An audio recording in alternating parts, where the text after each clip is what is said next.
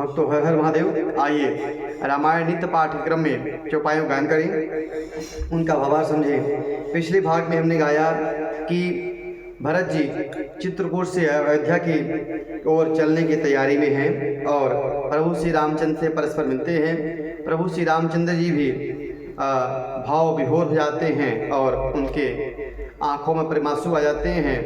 बड़े बड़े ज्ञानी जो हैं जनक जी और गुरु वशिष्ठ जी, उनका भी धैर्य टूट जाता है, वो भी प्रेम विवल हो जाते हैं। उनकी दशा को देखकर लक्ष्मण जी शत्रुघ्न जी परस्पर आपस में एक दूसरे से मिलते हैं और प्रभु श्री रामचंद्र जी प्रभु श्री रामचंद्र जी माता कैकेयी को बार बार संबोधित करते हैं, उन्हें समझाते हैं कि वह किसी प्रकार से ग्लान न करें, उन्हें सब्र बधाते हैं और पालकी में बैठाते हैं। आगे क्रम में हम आइए चौपाइयों गायन करें, उनका भावार्थ समझें। कथा अच्छी लगे तो YouTube चैनल को सब्सक्राइब जरूर करें, शेयर करें, जय श्री राम कमेंट करें। परिजन मातु पितहि मिलि सीता, फिरी प्राण प्रिय प्रेम पुनीता, करि प्रणाम भेटी सब सासु, प्रीति कहत कवि हिय न भुलासु। प्राण प्रिय पति श्री रामचंद्र जी के साथ पवित्र प्रेम करने वाली सीता जी नैहर के कुटुंबियों से तथा माता पिता से मिलकर लौट आईं। फिर प्रणाम करके सब सासुओं से गले मिली। उनके प्रेम का वर्णन करने के लिए कवि के हृदय में खुलास उत्साह नहीं होता।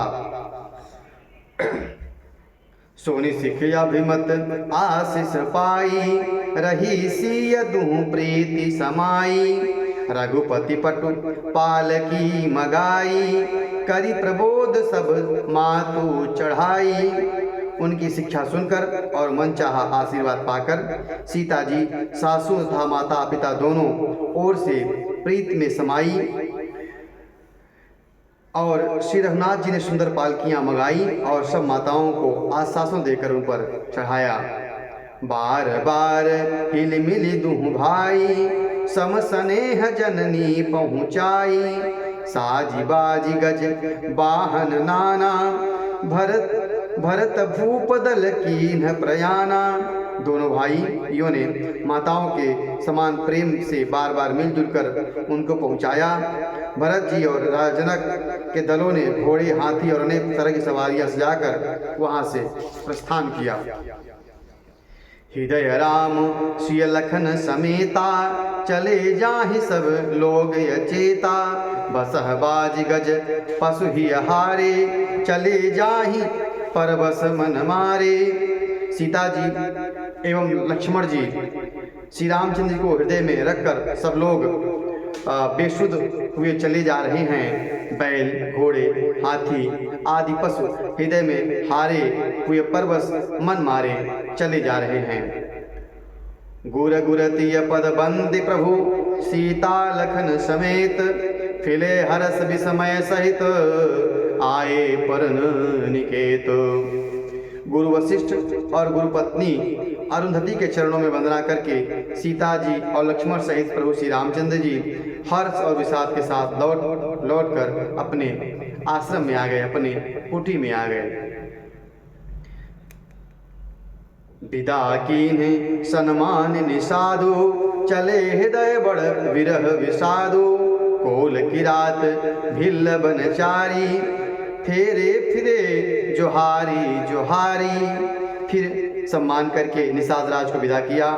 वह चला तो सही, किंतु उसके हृदय में विरह का बड़ा भारी विषाद था। फिर श्री राम जी ने कोल, भील आदि वनवासी लोगों को लौटाया। वे सब जोहार जोहार कर वंदना करके और लौटे। प्रभु श्री लखन बैठ बट छाही, प्रिय परिजन वियोग बिलखाही, भरत स्नेह सुभाव सुबानी, प्रिया अनुज सन कहत बखानी। इसके बाद जब पूरे परिजन वापस चले गए तब प्रभु श्री रामचंद्र जी उनके छोटे भाई लक्ष्मण बट वृक्ष के नीचे बैठकर वियोग से दुखी हो रहे हैं, ग्लानि कर रहे हैं और भरत जी के स्नेह और स्वभाव का वर्णन आपस में करते हैं, बखान करते हैं। प्रीति प्रतीति बचन मन कर करनी, श्री मुख राम प्रेम बस बरनी। तही अवसर खग मृग जल मीना, चित्रकूट चर अचर मलीना। श्री रामचंद्र जी के प्रेम में वश होकर भरत जी के वचन, मन कर्म की प्रीति था विश्वास का अपने श्रीमुख से वर्णन किया। उस समय पशु पक्षी, जल की मछलियाँ, चित्रकूट सभी चेतन और जड़ जिनका जीव उदास हो गए। विविध विलोकी दशा रघुवर की, बरस सुमन कही गति घर घर की।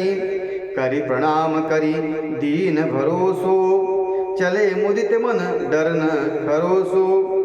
श्री रघुनाथ जी की दशा देखकर देवताओं ने उन पर फूल बरसाकर अपनी घर घर की दशा कही। प्रभु श्री रामचंद्र ने प्रणाम कर आश्वासन दिया। तब वे प्रसन्न होकर चले, मन में जरा भी डर न रहा। सानुज सीय समेत प्रभु राजत पर न कुटीर, भगत ज्ञान वैराग्य जनु सोहत धरे शरीर।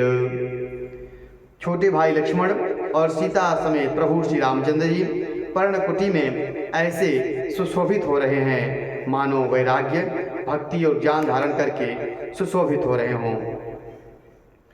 वह मानो वैराग्य, भक्ति और ज्ञान शरीर धारण किए हुए सुशोभित हो रहे हो, ऐसा प्रभु श्री रामचंद्र जी, लक्ष्मण और माता जानकी जी चित्रकूट में सुशोभित हो रहे हैं। मुनि महिषर गुर भरत भुआलु, राम बिरह सब साजू बिहालु। प्रभु गुण ग्राम गणत मन माही, सब चुपचाप चले मन मग जाही। मुनि, ब्राह्मण, गुरु वशिष्ठ, भरत जी, राजनक जी, सारा समाज श्री रामचंद्र जी के विरह में विह्वल है। प्रभु के गुण समूहों का मन में स्मरण करते हुए सब लोग मार्ग में चुपचाप चले जा रहे हैं। जमुना उतरी पार सब गयो, सो बासुर बिन भोजन भयो। उतर देव सरी दूसर बासु, राम सखा सब कीन सुपाशु। पहले दिन सब लोग यमुना जी पार उतर गए। वह दिन बिना भोजन के ही बीत गया। दूसरा दिन मुकाम, दूसरा रुकने का स्थान गंगा जी था, जहाँ राम सखा निषाद राय ने सब प्रबंध किया भोजन का। सही उतरी गोमती नहाए, चौथे दिवस अवधपुर आए। जनक रहे पुर बासर चारी, राम काज सब साज सवारी। फिर सही उतर कर गोमती में स्नान किया और चौथे दिन अयोध्या जी सब जा पहुँचे। जनक जी 4 दिन अयोध्या में रहकर वहाँ का सब काम काज संभाला। सौंप सजीव गुर भरत ही राजू, तरहुत चले साज सब साजू। नगर नारी नर गुर सिख मानी, बसे सुखे न राम रजधानी। तथा मंत्री गुरु और भरत जी को राज सौंपकर सारा राज समाज ठीक करके त्रिहुत को चले। नगर के स्त्री पुरुष गुरु की शिक्षा मानकर श्री राम की राजधानी अयोध्या में सुखपूर्वक रहने लगे। राम दरस लगी लोग सब, करत नेम उपवास। तज तज भूषण भोग सुख, जियत अवधि की आस। सब लोग श्री रामचंद्र के दर्शन के लिए नियम और उपवास करते हैं। वे भूषण और भोग सुखों को छोड़कर अवधि की आशा पर जी रहे हैं। सचिव सुसेवक भरत प्रबोधे, निज निज काज पाए सिख ओधे। पुनि सिख दीन बोल लघुवाई भाई, सौंप सकल मातु सेवकाई। भरत जी ने मंत्रियों और विश्वासी सेवकों को समझाकर उद्यत किया। वे सब सीख पाकर अपने अपने काम में लग गए। फिर छोटे भाई शत्रुघ्न को बुलाकर शिक्षा दी और सब माताओं की सेवा का भार लक्ष्मण जी के ऊपर सौंप दिया। भूसुर बोली भरत कर जोरे, करि प्रणाम भय विनय निहोरे। ऊंच नीच कारज भल पहुँचू, आय सुदेव न करब सकोचू। ब्राह्मणों को बुलाकर भरत जी ने हाथ जोड़कर प्रणाम कर अवस्था के अनुसार विनय और निहोरा किया कि आप लोग ऊंचा नीचा अच्छा मंदा जो कुछ भी कार्य हो उसके लिए आज्ञा दीजिए, संकोच मत कीजिएगा। परिजन पुरजन प्रजा बुलाए, समाधान कर सुबस बसाए। सानुज गे गुर गेह बहोरी, कर दंडवत कहत कर जोरी। भरत जी ने फिर परिवार के लोगों, नागरिकों तथा अन्य प्रजा को बुलाकर उनका समाधान करके सबको सुखपूर्वक बसाया। फिर छोटे भाई सद्धन जी के सहित वे गुरु जी के घर गए और दंडवत प्रणाम करके हाथ जोड़कर बोले, आयस होय तो रहूं, आयस होय तो रहो सनेमा। बोले मुनि तग तन पुलकी सप्रेमा, समुझब कहत करब तुम जोई। धर्म सारू जग होई ही सोई। आज्ञा हो तो मैं नियम पूर्वक रहूं। मुनि वशिष्ठ जी पुलकित शरीर और प्रेम के साथ बोले, हे भरत, तुम जो कुछ समझोगे, कहोगे, करोगे वह जगत में धर्म का ही सार होगा।